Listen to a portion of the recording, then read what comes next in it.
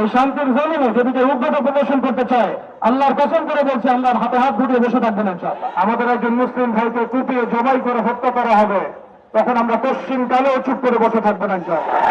সম্মানিত উপস্থিতি, আপনারা সকলে অবগত আছেন আজকে কি উদ্দেশ্যে আমরা এখানে একত্রিত হয়েছে।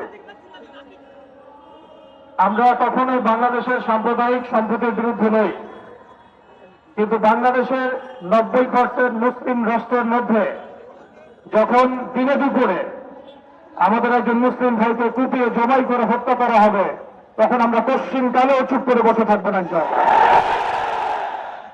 আমরা সর্বপ্রথম আমাদের প্রশাসন, সরকার এবং ঊর্ধ্বতন কর্তৃপক্ষকে বিনয়ের সাথে অনুরোধ করতে চাই, এই সন্ত্রাসী সংগঠন ইসকনকে অনতিবিলম্বে বাংলাদেশের মাটি থেকে বহিষ্কার করতে হবে।